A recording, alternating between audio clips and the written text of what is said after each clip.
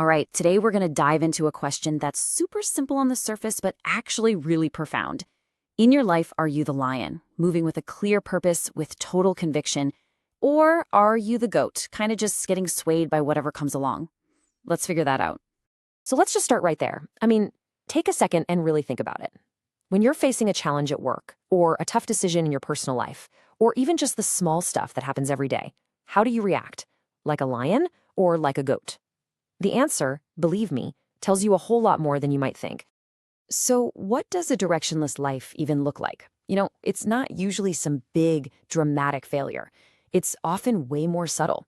It's in the small, almost invisible compromises we make day in and day out. And there's this perfect little story that just nails this idea. Okay, so picture this. There's a guy just walking down a path, and the wind starts blowing right at him, messing up his hair, getting in his face. It's not a hurricane, it's just annoying. But instead of just pushing through it, he gets all frustrated, gives up, and just turns around and starts walking the other way. In that simple act, it's surprisingly deep. It's a perfect snapshot of how so many of us live. We hit a tiny obstacle, a little bit of pressure, some headwind, and boom, we completely change course. We let the wind decide where we go.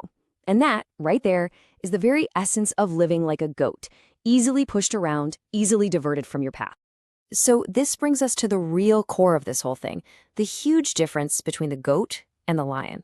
Because it turns out, the way you decide to move through the world completely changes how the world responds to you. This right here explains it perfectly. Imagine a bunch of goats trying to cross a road. What happens? It's pure chaos. Everybody gets annoyed. A guy on a bicycle will ring his bell yelling, "Get out of the way." Cars are honking. Trucks are blaring their horns. And the goats, they just scatter, totally terrified. But what happens when a lion decides to cross that same road? Absolute silence. Nobody dares to honk. Every single car stops, pulls over, and makes way. So what's the difference? It's simple. People instinctively know the boss is coming. The lion moves with a kind of purpose that just demands respect. So the goal here isn't just to not be a goat.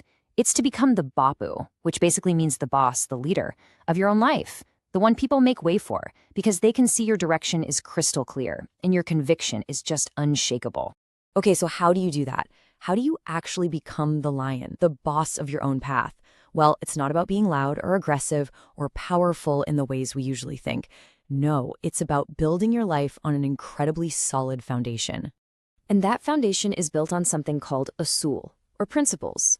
Just think of these as your non-negotiables, the unwavering rules you set for yourself. They become your internal compass. And when you have that, it doesn't matter one bit which way the wind is blowing, because your direction is already set from the inside. That is the path of the lion. And listen, this isn't just some feel-good idea. It's a really powerful observation. If you look back over thousands of years of history, you find this one consistent truth.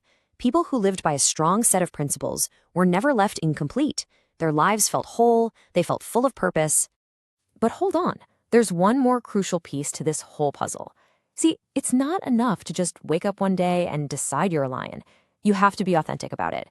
And this last story is, well, it's hilarious, but it's also a powerful lesson on the massive difference between pretending and actually knowing. Okay, you gotta picture this. A man wants to get on a bus, but he has his goat with him, and the conductor is like, "No way, man." So the guy gets this wild idea. He dresses the goat up in a burqa, goes back to the bus and tells the conductor, "This is my very old, very frail grandmother." The conductor is completely fooled and lets them on. So a few minutes go by, and the goat, well, it does what goats do, right there on the floor of the bus. Then, this little kid on the bus sees it and yells out, "Hey, your grandmother's Rudrakasha rosary just broke." Now, for anyone who doesn't know, a Rudrakasha rosary is a string of these dark, round, kind of textured prayer beads. And here is the brilliant part. The joke is only funny, it only makes sense if you've actually seen what goat droppings look like, right? The kid on the bus didn't have some abstract knowledge from a book. He had real hands-on experience. And that is the whole point. True understanding, real authenticity. It doesn't come from a disguise. It comes from genuine experience. And that brings us to the final question, the one I want to leave you with. When have you tried to pass off a goat as a grandmother in your own life? When has your own Rudraksha rosary broken, revealing that gap between the person you were pretending to be and the person you actually are? Because it's right there, in those moments of being exposed, in those little failures. That's where the real journey to becoming the lion actually begins.